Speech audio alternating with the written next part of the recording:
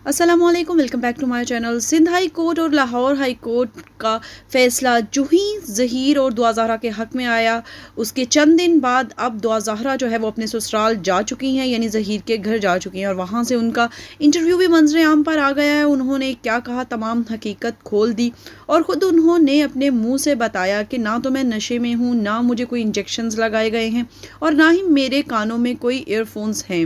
मैं खुद अपनी मर्ज़ी से बयान दे रही हूँ, जो कुछ कह रही हूँ बिल्कुल सच कह रही हूँ।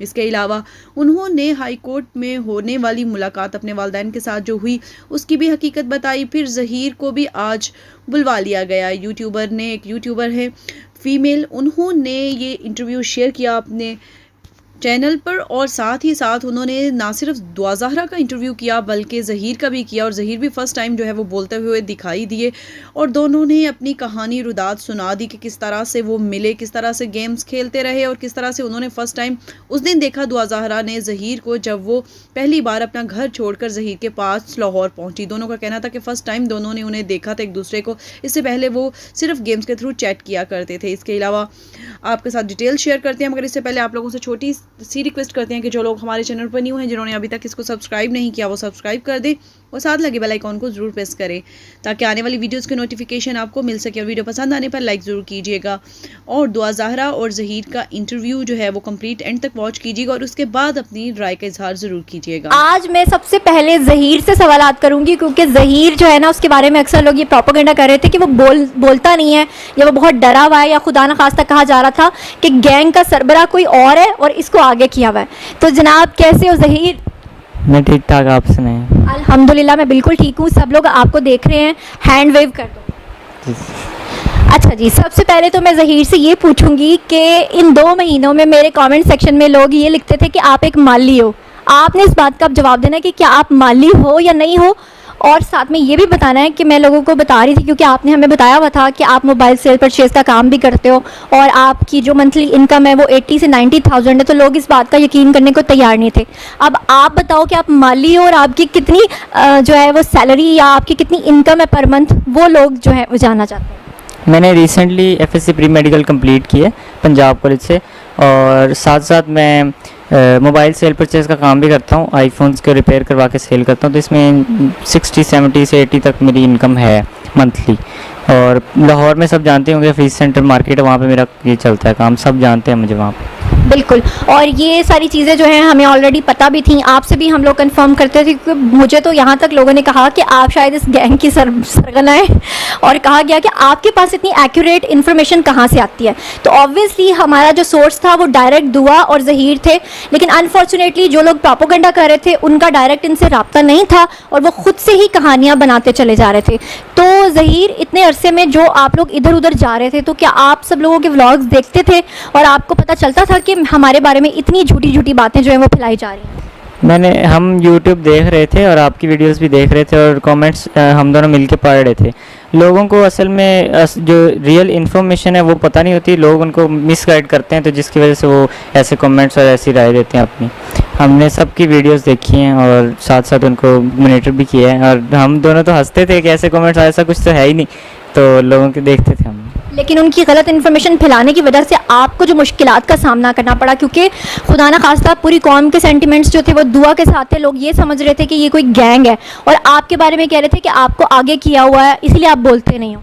नहीं, असल में ऐसा कोई इशू नहीं है। मेरा ये था कि मैं ज़्यादा वैसे बोलता नहीं हूँ, पर जो है ना, मुझे कोर्ट में भी जब बोलने का मौका मिला मैं बोला हूँ। और जब मीडिया पे असल में आने का हमारा शुरू से ये था कि शुरू में हमें वकील ने बोला कि ऐसे मीडिया पे नहीं आना, आपने कोई गलत स्टेटमेंट ना दे दें आप, इस वजह से। और अब इंशाल्लाह मौका मिला तो अब इंशाल्लाह आगे बोलते रहेंगे। हाँ, तो अब मुझे ये बताएं कि हमारी प्यारी सी क्यूटू सी भाभी को आपने क्या सिर्फ खाली पबजी पे पसंद कर लिया? क्योंकि बहुत सारे लोग ये जानना चाहते हैं कि कहा यह जा रहा है कि आपने तो उसको देखा हुआ ही नहीं था, तो ये तो पूरी एक फिल्म स्टोरी, और मैंने सुना कि आपके ऊपर कोई फिल्म भी बनने जा रही है। फिल्म बन रही है? दरअसल ऐसा था कि स्टार्टिंग में हम पबजी में मिले थे रैंडमली, तो उसके बाद फिर बातचीत होती रही, तो 1-2 मंथ बाद इसके घर वालों ने शायद पबजी इसकी बंद कर दी थी। उसके बाद फिर हमारी गेम्स चेंज होगी, फिर चैटिंग पे बात आ गई। ऐसे हमें 3 साल और 4 मंथ्स हो गए अब तक रिलेशनशिप में, तो ऐसे ही। अच्छा, अब मैं बात करना चाहती हूँ दुआ से, क्योंकि बहुत सारे लोगों की कन्फ्यूजन्स हैं। तो दुआ, सबसे पहले तो लोगों को हैंड वेव करो और उन्हें बताओ कि कि आप कैसी हो, और ये कि सबसे पहले तो कुछ लोगों ने आपके बारे में जो ये बात फैलाई, जैसे ज़हीर के बारे में कि वो माली है और ये कि वो गैंग का सरगना है, तो आपके बारे में लोग ये बात कर रहे थे कि आप क्योंकि बहुत सीरियस रहती हो तो आपके ऊपर कोई प्रेशर था, आपको नशा दिया जा रहा था, आपको कोई इंजेक्शंस लगाए जा रहे थे। तो अभी कैमरा आपके सामने है और यहाँ पर कमरे में सिर्फ मैं, आप और ज़हीर भाई हैं, तो आप सब ऑडियंस आपको देख रही है, क्या कहना चाहोगी? पहली बात तो मैं बिल्कुल ठीक हूँ और मैं जो कहती थी वो अपनी मर्ज़ी से कहती थी। कोई नशा वगैरह नहीं दिया जा रहा था, कोई इंजेक्शन नहीं लगाया जा रहा था, मैं सब अपनी मर्ज़ी से कहती थी। हाँ, और अब मुझे ये बताओ कि पबजी के थ्रू तो हमें पता चल गया कि आप लोगों की फ्रेंडशिप हुई, लेकिन फर्स्ट टाइम आप लोगों ने एक दूसरे को कब देखा था? मैं जब गई हूँ लाहौर तो फर्स्ट टाइम ही मिली हूँ इनसे। तो आपने सोचा नहीं था कि अगर ज़हीर आगे से पता नहीं किस तरह का निकल आया तो, लेकिन ये मोहब्बत थी?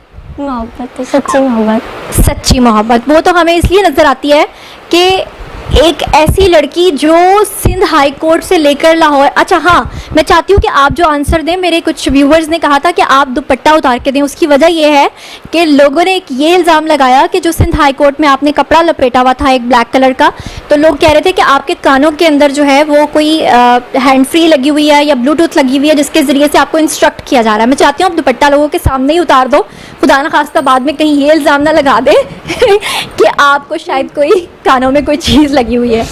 तो क्या कहना चाहोगे ऐसे लोगों के बारे में?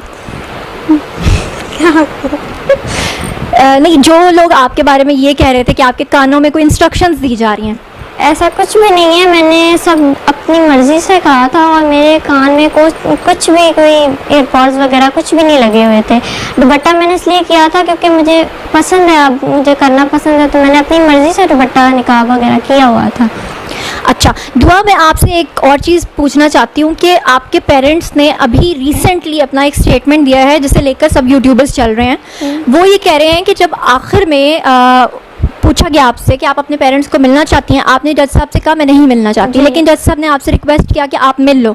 10 मिनट का आप लोगों को टाइम मिला और उसके बाद आपके पेरेंट्स ने बाहर आकर लोगों से ये कहा कि आपने अपने पेरेंट्स को कहा है कि मैं आपके साथ जाना चाहती हूँ। हमें पता था, मैंने आपसे पूछ लिया था, लेकिन जब मैंने लोगों को बताया लोग इस बात पर यकीन नहीं कर रहे थे। अब आपके सामने लोग हैं, आप बताओ कि क्या वाकई आपने अपने पेरेंट्स को ये कहा था कि मैं आप लोगों के साथ जाना चाहती हूँ? नहीं, मैंने उनसे ऐसी कोई बात नहीं की। उन्होंने खुद जज को जाके झूठ बोला कि वो ये बोल रही है, लेकिन मैंने तो उनसे ऐसी कोई भी बात तो असल में बात क्या हुई थी जब आप लोगों की मुलाकात हुई थी? मुलाकात हुई तो वो यही बात कर रहे थे कि हम जज को जाके कहो कि हमारे साथ जाना है, तो मैंने उनको इस बात का इनकार किया कि मैंने नहीं जाना। तो फिर मैंने उनको कहा कि आप सुलह कर लें, तो उन्होंने कहा हम ऐसे सुलह नहीं करेंगे, आप जज को जाके ज़बरदस्ती कहो कि हमने जो है ना आपके साथ जाना। तो फिर मैंने इनकार कर दिया, तो फिर मैं वहाँ से चली गई थी, पर इन्होंने फिर जज को जाके झूठ बोला खुद ही। अच्छा, यहाँ पर मैं एक बात कर दूँ, सब लोग सुन रहे हैं कि देखिए पेरेंट्स जो होते हैं ना वो हमेशा अपने बच्चों का अच्छा सोचते हैं। मेरा पहले दिन से कोई ऐसा मकसद नहीं था कि हम खुदा न खास्ता ज़हीर के वालिदैन को बुरा कहना चाह रहे हैं या दुआ के। वो भी पेरेंट्स हैं और वो भी पेरेंट्स हैं। ज़ाहिर बात है अगर उनकी बेटी आ गई है वो कंसर्न होंगे, उनको भी इस बात की फ़िक्र होगी कि हमारी बेटी पता नहीं किस हाल में है। मेरा पहले दिन से जो एक तजाद था, पहले दिन से जो मुझे प्रॉब्लम थी वो ये थी कि मैं कहती थी कि वो जो गैंग का इल्ज़ाम लगा रहे हैं वो सरासर गलत लगा रहे हैं। और ख़ास तौर पे जो कुछ यूट्यूबर्स ये बात कर रहे थे कि आपको नशा दे के या आपको हब्से बेजा में रख के या आपको ब्लैकमेल करके इस तरह की स्टेटमेंट्स दिलवाई जा रही हैं, उनके नाम क्या पैगाम देना चाहती हो? मैं उनको ये कहना चाहूँगी कि पहली बात तो कोई मुझे नशा नहीं दे रहा था और ना कोई इंजेक्शन लगाया था, ना ही कोई मुझे ब्लैकमेल कर रहा था।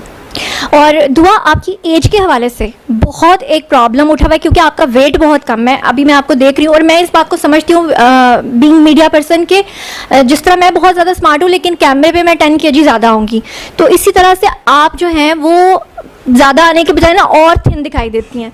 तो वैसे भी मैं समझ सकती हूँ कि पिछले 2 माह में आप लोग जिस क्राइसिस से गुजरे हो, आपका वेट काफ़ी कम हो गया, बल्कि आपकी मदर का भी वेट मैं देखती हूँ पुराने वीडियोस में और न्यू वीडियोस में टेंशन की वजह से काफ़ी कम होता है। लेकिन लोग ये मानने को हरगिज़ तैयार नहीं है क्योंकि आपके पेरेंट्स ने जो डॉक्यूमेंट्स दिखाए हैं उसके अकॉर्डिंगली आप 14 साल की बनती हैं, जबकि आपकी असल एज जो है वो आपके मेडिकल टेस्ट में आ गई है। ये क्या मतलब वजह क्या है? वो कहते हैं कि पासपोर्ट्स में, ID कार्ड्स में, हर चीज़ में आप 14 साल की हैं।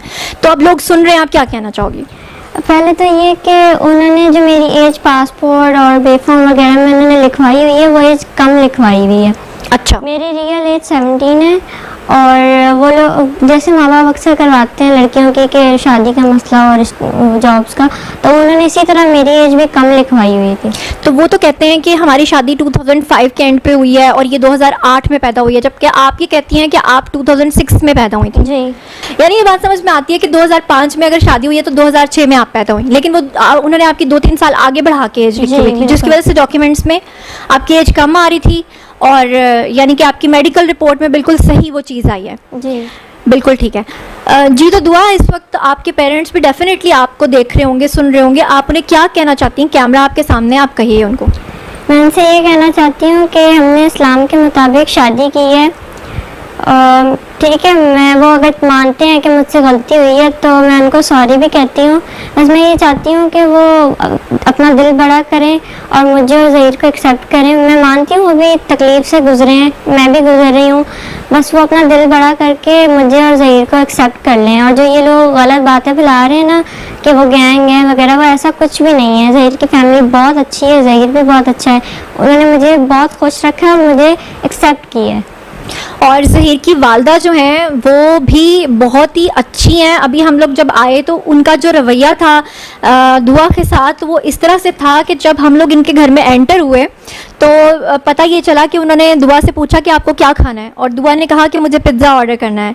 तो मैंने कहा कि आपने इसको रोटी खाने की आदत नहीं डाली, तो उन्होंने कहा कि जिस दिन से ये आई हुई है ये सिर्फ पिज़्ज़ा खाती है या नूडल्स खाती है, ये क्या चीज़ है? मतलब रोटी खाने की आदत नहीं है आपको? आंटी आपको पिज़्ज़ाज़ वगैरह मंगवा के दे रही हैं?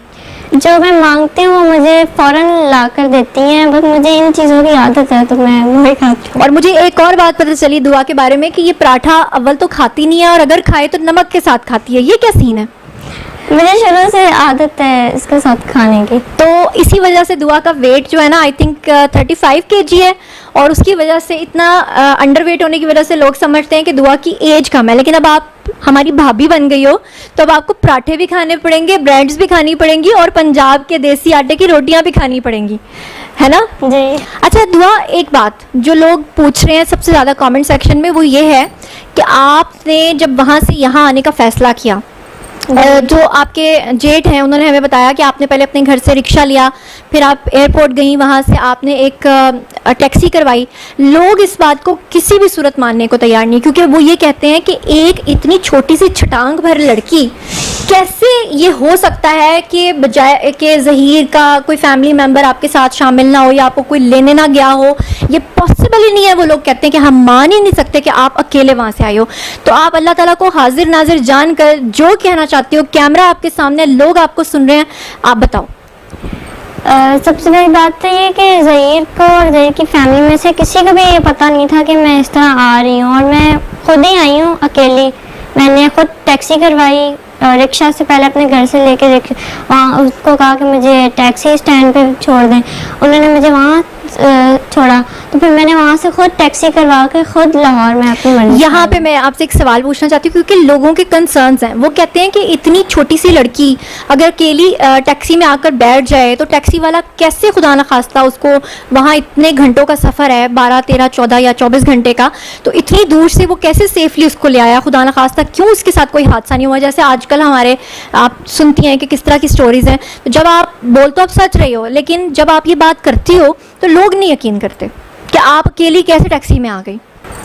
सबसे पहले तो मैं अल्लाह का शुक्र अदा करती हूँ, उनकी पहले दिन से लेके आखिर तक मेरे जो है ख़ास करम था मेरे साथ, उन्होंने मेरी बहुत मदद की है।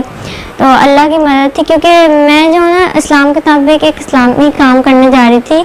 शुरू दिन से मैंने माइंड बना लिया था कि मैं शादी करूँगी और इसमें शादी में बरकत है, तो अल्लाह ने मेरी मदद की, तो अल्लाह की वजह से सारा हो गया। अच्छा दुआ, एक बात मैं आपसे जानना चाहती हूँ कि आखिर ऐसा क्या हो गया? क्योंकि देखो बच्चों को ये बात, देखें नाजरीन, मैं आप लोगों के सामने कह रही हूँ, मैंने पहले दिन से कभी ये नहीं कहा कि दुआ और ज़हीर ने जो किया वो बहुत अच्छा किया, और मैंने कभी इस चीज़ को भी सपोर्ट नहीं किया कि दूसरे बच्चे या दूसरी लड़कियाँ भी ये काम करें। लेकिन मैं यहाँ आपसे ये जानना चाहती हूँ कि जब बच्चे अपने पेरेंट्स से ज़िद करते हैं कि हमने यहाँ शादी करनी है, पेरेंट्स को भी उनकी सोच का, उनकी विश का थोड़ा ख्याल रखना चाहिए, क्योंकि अब हम 2022 में बैठे हुए हैं। पुराना दौर नहीं है जहाँ पे तस्वीर दिखा के शादी कर दी जाती थी। लेकिन आखिर आपके साथ ऐसा क्या हुआ कि आप इस हद तक मजबूर हुई कि आपको लगा कि अब बस घर छोड़ देना चाहिए? क्योंकि आप पेरेंट्स को मना भी तो सकती थी ना, लेकिन ऐसा क्या लम्हा आया कि आप इतनी मजबूर हो गई कि आपने घर छोड़ दिया? असल में ना मैंने जब इनकी बात की ना कि मुझे ऐसे ये पसंद है और ये रिश्ता लेके आना चाहते हैं, तो मेरी जो मामा है ना, उन्होंने मुझे मारा और मेरा जो टैब था जिस पे मैं इससे बात करती थी वो उन्होंने बंद कर दिया। और वो मुझे ना बहुत ज़्यादा मजबूर करती थी, मारती भी थी छोटी छोटी बात पे, और फिर मुझे मजबूर होकर ये सब करना पड़ा। लेकिन हाँ, ये बात ठीक है कि पेरेंट्स जो होते हैं वो अपने बच्चों के ऊपर सख्ती भी करते हैं, उनको मारते भी हैं, उनका भला भी सोचते हैं। ठीक है कि उन्होंने ये सोचा होगा कि उन्हें नहीं पता होगा ज़हीर फैमिली का, इसलिए उन्होंने ऐसा किया होगा। यकीनन उनकी नीयत पे कोई शक नहीं है, उन्होंने कुछ गलत नहीं किया होगा। लेकिन आपने, मतलब आपको लगता था कि इतना ज़्यादा मुझे मार पड़ रही है, इतना कुछ मुझ पर दबाव है, कि उसके बाद आपको लगा कि वो मेरी शादी नहीं करवाएंगे ज़हीर से, क्योंकि आपसे हमें पता चला था कि ज़ैनुल आबिदीन के साथ वो आपके कज़न के साथ शादी करना चाहते थे। जी। तो अब देखिए नाज़रीन, आप लोग भी सामने हैं, ज़हीर भी सामने है, दुआ भी, कि एक तरफ तो उसके पेरेंट्स ये कह रहे हैं कि उसकी उम्र ही बहुत कम है, वो 14 साल की है, जबकि दूसरी तरफ वो उस पर दबाव डाल रहे थे कि अपने कज़न के साथ शादी करो। और उसी वजह से जो दुआ है वो इस बात के लिए जब समझ गई कि मेरे पेरेंट्स किसी भी सूरत जो है वो मेरी उससे शादी नहीं करवाएंगे, तो फिर आपने घर से कदम उठाया, ऐसा ही है? अच्छा दुआ, मैं आपसे ये जानना चाहती हूँ कि आपके जो कज़न है ज़ैनुल आबिदीन, जिसकी वजह से आपके ऊपर दबाव था कि आप उनसे शादी करो, क्यों इतना दबाव था कि उसी से शादी करनी है? क्योंकि मेरे ताया के पास एक प्लॉट था DHA में, तो वो उनका मेरे बाबा के साथ कोई मसला चल रहा था, जिस वजह से वो चाहते थे कि मेरी शादी उसके साथ हो जाए और वो प्लॉट उनके नाम आ जाए। तो जब आपने अपने वालिद से कहा कि मैं किसी भी सूरत उससे शादी नहीं करूंगी और ज़हीर से करूंगी, तो फिर आपको मार पड़ी? जी, मार भी पड़ी और उन्होंने मुझे धमकी भी दी थी। क्या?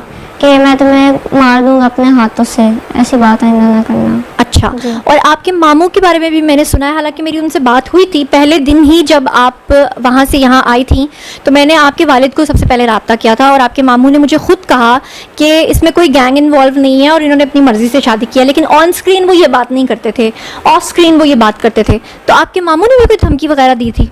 जी, मेरे मामू ने भी धमकी दी थी कि जो है ना, हम इसकी शादी अपनी मर्ज़ी से करेंगे और जहाँ ये चाह रही है वहाँ हम नहीं करेंगे। तो ज़बरदस्ती फिर मेरे बाबा भी ज़बरदस्ती कर रहे थे मेरे साथ। ठीक है। अच्छा दुआ, ज़रा एक दफ़ा फिर लोगों को बता दो कि वो जो आप इतने कपड़े लपेट के रखती थी और जो इतनी पुलिस आपके इर्द गिर्द होती थी, तो लोग इतराज़ उठाते थे कि निम्रा काज़मी के केस में ये नहीं है, आपके केस में, और आपको घसीटा जा रहा है और वो समझते थे कि आपके ऊपर कोई जुल्म हो रहा है। तो लोग आपको सुन रहे हैं, वो क्यों इतना कपड़ा आप लपेट रही थी और क्या हो रहा था? वो कपड़ा जो मैं लपेट रही थी वो मैं अपनी मर्ज़ी से लपेट रही थी, क्योंकि मुझे पसंद है हिजाब वगैरह करना, तो मैं अपनी मर्ज़ी से, क्योंकि काफ़ी लोग होते थे तो मुझे नहीं पसंद कि मैं बिना दुपट्टे के इस तरह जाऊं, तो मैं अपनी मर्ज़ी से वो करती थी। और वो घसीटना वगैरह वो सारा मेरी प्रोटेक्शन के लिए कर रही थी पुलिस। अच्छा दुआ, आपके बारे में आपके पेरेंट्स कह रहे थे कि आपकी आई साइट बहुत ज़्यादा वीक है और आप उसके बगैर देख नहीं सकती हैं, तो क्या ऐसा है कि आप उसके बगैर देख नहीं सकती हैं? और वो कह रही थी कि आप ग्लासेस लिए बगैर ही वहाँ से आ गई हैं। ऐसा भी नहीं है कि मेरी ऐसा बिल्कुल ही वीक है, बिल्कुल नज़र नहीं आता, मुझे नज़र आता है और मैं देख सकती हूँ। बस मैं ग्लासेस कभी कभी लगाती हूँ जब मुझे टीवी वगैरह देखना आता है। ये मेरे पास, ये देखिए मेरी ग्लासेस, ये रही मेरी ग्लासेस। अच्छा जी, ठीक है। ये इस तरह के बचगाना सवाल मुझे पूछने तो नहीं चाहिए, लेकिन मैं क्या करूं, कमेंट सेक्शन में ऐसे ऐसे सवाल आते हैं कि जिनको सुनने के बाद ना मैं खुद हैरान हो जाती हूं कि ये किस तरह। बाय द वे, गर्मी बहुत ज़्यादा है, टेम्परेचर आपको पता है बाहर 48 है, और दुआ ने हमारे लिए जामे शीरी बनाया है और अपने लिए एक गिलास बनाया, एक गिलास मेरे लिए, ज़हीर के लिए कोई गिलास नहीं बनाया। अच्छा दुआ, ये बताओ कि ज़हीर के लिए क्यों नहीं जामे शीरी बनाया? मैं ज़हीर को बना के पहले ही पिला चुकी हूँ। अच्छा, ये बताओ कुकिंग आती है? थोड़ी थोड़ी। क्या क्या बना लेती हो? नूडल्स वगैरह? जी, नूडल्स, चाय, नाश्ता वगैरह ऐसे से बना लेती हूँ। अच्छा ठीक है। अच्छा दुआ, देखो सबसे ज़्यादा जो कन्फ्यूजन क्रिएट हुई, जो लोगों को भी इतनी गलतफहमी क्रिएट हुई, उसकी वजह थी आप लोगों का सामने ना आना। आप लोग हमसे कांटेक्ट करके सारी इन्फॉर्मेशन तो हमें पास करते थे, हम आगे लोगों को बताते थे, लेकिन लोग फिर आगे मुझे ये पूछते थे कि तुम ज़हीर की क्या लगती हो, तुम दुआ की क्या लगती हो। तो आप लोग इतना अरसा जो 164 के आपने बयानात करवाए, उसके बाद आप लोग बिल्कुल गायब हो गए, आप लोग सामने नहीं आ रहे थे, कैमरे पे नहीं आ रहे थे। वैसे तो आप लोग बातचीत कर रहे थे, तो क्यों ऐसा कर रहे थे आप? सबसे पहले तो मैं अपनी पेरेंट की रिस्पेक्ट की वजह से चुप रही, और दूसरा मुझे टाइम ही कहाँ मिला, कभी सिंध हाई कोर्ट तो कभी लाहौर हाई कोर्ट में, और कभी मैं अपनी जान बचाती फिर रही थी, तो इस वजह से मुझे टाइम नहीं मिला सामने मीडिया पे आने का। बिल्कुल सही है। अच्छा दुआ, मैं आपसे एक और बात पूछना चाहती हूँ, क्योंकि लोग कमेंट सेक्शन में ये भी पूछ रहे थे कि निम्रा काज़मी के केस में तो वो सामने आकर बात करती रही, आपके साथ क्योंकि बहुत ज़्यादा नफरी थी, और उसकी वजह मैं आपको नाजरीन बता दूं कि इस वजह से थी क्योंकि दुआ लोगों ने और इनकी फैमिली ने ज़ाहिर बात है कि जो दरख्वास्त दी हुई थी कि इनकी जान को ख़तरा था, इसीलिए इनको इतनी ज़्यादा प्रोटेक्शन मिल रही थी। बट एंड पे आकर आप लोगों पर फिर इल्ज़ाम लगा कि कोई गैंग है जिसकी वजह से आप लोगों को जहाज़ के टिकट्स मिले, और वो जहाज़ के टिकट्स कहाँ से आए, क्यों आप लोग जहाज़ पे आए हैं? वो हमें एक तो हमारी प्रोटेक्शन के लिए थे क्योंकि हमारी जान को बहुत ज़्यादा ख़तरा था, और वो हमें पुलिस की तरफ से उन्होंने टिकट करवा के दी थी कि इनकी जान को ख़तरा है तो इनको प्लेन में भेजा जाए। हाँ, तो ये बात है जिसको लोगों ने क्या से क्या बना लिया। जी तो नाजरीन, लोग ये जानना चाहते थे कि ज़हीर जो है वो बोलता नहीं है, इसलिए मैंने फिर भी ज़्यादा बातें इसलिए दुआ से की हैं क्योंकि बहुत सारे इब्हाम थे जो क्लियर करना खुद दुआ के लिए ज़रूरी थे। तो अब ज़हीर मुझे ज़रा ये बताएं आप कि आप क्या कहना चाहते हैं, सब लोग आपको सुन रहे हैं। पहले तो मैं ये कहना चाहता हूँ कि अगर मेरी वजह से किसी का दिल दुख है, तो किसी को परेशानी हुई है, तो वो उसके लिए माजरत है। मेरी कोई इसमें कोई गलती नहीं है। जब दुआ अपनी मर्ज़ी से आ गई थी मेरे पास, मुझे तो आइडिया भी नहीं था, किसी ने बताया भी नहीं था कि मैं आ रही हूँ। जब ये आ गई मुझ पर यकीन करके, तो फिर मैं इसको कैसे वापस भेज सकता हूँ। मैंने पहली चीज़ इससे निकाह किया। जो गैंग वगैरह होता अगर, तो वो कभी इससे निकाह वाला ये काम ना करता। निकाह एक पाक ये है, वो करना लाजमी है, इसलिए पहली चीज़ मैंने इससे निकाह किया। अब ये मेरी बीवी है, तो मैं हमेशा इसके साथ खड़ा हूँ जब और हमेशा इसका साथ दूंगा। बिल्कुल आप उसका साथ दे रहे हैं, वो तो हम देख रहे हैं कितने प्रेशर के बावजूद भी, क्योंकि नाजरीन आपको याद होगा कि एक केस हमने आपको रिपोर्ट किया था जिसमें कुछ लड़कियां अपने घर से जब बाहर गई थी और कुछ लोगों ने उनको अगवा करने की कोशिश की थी, लेकिन जैसे ही टेलीविज़न पे वो न्यूज़ चली थी तो वो अगवाकार जो है उन लड़कियों को आधे रास्ते में छोड़कर भाग गए थे। लेकिन ज़हीर देखें जहाँ जहाँ गया है दुआ उसके साथ गई है, और ना सिर्फ दुआ बल्कि उनकी पूरी फैमिली, आंटी यानी आपकी जो वालदा हैं वो भी साथ साथ रही हैं, आपके बड़े भाई भी साथ साथ रहे हैं, उनकी फैमिली उनके साथ रही है। तो इस तरह की जो बातें करते हैं गैंग्स वाली, नशे वाली, और वो एक फूलों वाली आंटी है दुआ, मैंने सुना है कि आप उनके व्लॉग्स देखती थी और वो कहती थी कि आपको बड़ा दिखाने के लिए भैंसों वाले इंजेक्शंस लगाए जाते थे। उन आंटी के नाम कोई पैगाम देना चाहती हैं? मैं उन आंटी को ये कहना चाहूँगी कि आंटी ऐसे कोई बात नहीं है, मुझे कोई इंजेक्शन वगैरह नहीं लगाए जाते, मैं अपनी मर्जी से सब कुछ कहती हूँ। अच्छा ठीक है। और दुआ ज़हरा मुझे ये बताएं कि आपने वैसे मुझे पहले कोल्ड ड्रिंक भी पिलाई थी, अभी आपने मुझे जामे शीरी, लेकिन आपका फेवरेट ड्रिंक कौन सा है? जामे शीरी। ठीक है, जामे शीरी। और आपका? मैं कोल्ड ड्रिंक्स पीता हूँ। कोल्ड ड्रिंक्स पीते हैं। ये दोनों जो बच्चे हैं ये बिल्कुल बर्गर बच्चे हैं, ये पिज़्ज़ास खाते हैं, नूडल्स खाते हैं और जामे शीरी पीते हैं, कि व्हाट अ कॉम्बिनेशन। अच्छा दुआ, अब सारी सीरियस चीज़ों को छोड़ते हैं, अब मुझे ज़रा ये बताओ, आपने बड़ी चूड़ियाँ पहनी हैं, रिंग पहनी है, आपने लिपस्टिक भी लगाई है, ये सब आपको ज़हीर ने शॉपिंग करवाई है? जी ज़हीर ने शॉपिंग करवाई है। अच्छा, तो अब ये बताओ कि आपको ज़हीर की सबसे ज़्यादा अच्छी चीज़ कौन सी लगती है, वो खूबी जिसकी वजह से आप उस पर मर मिटी? मुझे सबसे ज़्यादा ज़हीर की सिंसेरिटी पसंद है, क्योंकि वो अगर दूसरे लड़कों की तरह होता तो वो कहता कि तुम वापस चली जाओ, तो जबकि मैं वहाँ से आ गई जिसका इसको नहीं पता था, इसने बिना टाइम वेस्ट किए, बिना दिन ज़ाया किए इसने मेरे साथ निकाह किया, और तब से लेके आज तक मेरे साथ खड़ा है और मुझे खुश भी रखा है। और उसकी फैमिली ने आपको इतने बड़े दिल से कबूल किया जी। इतनी मुश्किलात में, जब इतनी दूर दूर भागना पड़ा। बाय द वे मुझे याद आया, अभी तो आप लोगों ने हनीमून पे जाना है, लेकिन वैसे आप लोग कहाँ कहाँ घूम के आ गए हो? पूरा पाकिस्तान। पूरा पाकिस्तान देख लिया है, तो फिर अब हनीमून पे कहाँ जाना चाहते हो? हनीमून पे हाँ, जहाँ से लेके जाएगा। ज़हीर कहाँ लेके जाओगे? बस अब पाकिस्तान तो देख लिया, अब कोई जगह बची तो है नहीं। अब कोशिश करेंगे जहाँ पे हम सेफ़ हों, क्योंकि लोग तो हमें अभी भी ढूंढ रहे हैं, तो हम किसी ऐसी जगह पे जाएंगे जहाँ पे हम इजीली रह सकें। हाँ सही है। तो अच्छा, एक और बात जो मैं क्लैरिफाई करना चाहती हूँ, क्योंकि कुछ लोगों के जहन में ये भाव है कि जब आप बार बार ये कहती हो कि मैंने ज़हीर को देखा हुआ नहीं था, उससे मुराद आपकी यही है ना कि ज़हीर को आपने रियलिटी में नहीं देखा था, लेकिन वैसे आपने उसकी कोई पिक्चर वगैरह, डीपी, ये वो तो देखा हुआ था ना? जी बिल्कुल देखी हुई थी। हाँ, यानी कि आपको अंदाज़ा था कि ज़हीर ऐसी शक्ल का है। जी। ये हदो-खाल है। अच्छा दुआ, मुझे ये बताओ कि जब आप वहाँ से तो आ गई, टैक्सी से आप उतरी और आप आके पंजाब यूनिवर्सिटी जो है आप रुकी, यहाँ पे भी नाजरीन मैं आपकी गलत फहमी दूर कर दूँ, क्योंकि जब ज़हीर ने इंटरव्यू दिया था तो ज़हीर ने कहा था कि दुआ मेरे दरवाजे पे आई। तो लोग कहते हैं कि कोई कह रहा पंजाब यूनिवर्सिटी आई, कोई कहता मेरे दरवाजे पे आई। दरअसल पंजाब यूनिवर्सिटी के अंदर ही ज़हीर लोगों की रिहाइश थी। अब जब आप आ गई तो कैसे फिर एक दूसरे को मिले और कैसे आपने इससे कांटेक्ट किया? आपके पास तो फ़ोन ही नहीं था, टैब थी आपके पास जी। और उसमें सिम नहीं थी, जी। तो फिर कैसे कांटेक्ट किया? मैं जब पंजाब यूनिवर्सिटी आई तो वहाँ स्टूडेंट्स बैठी हुई थी। मैंने उनसे रिक्वेस्ट की कि मुझे कॉल करनी है, मुझे सिर्फ इसका नंबर याद था, तो मैंने वो डायल किया।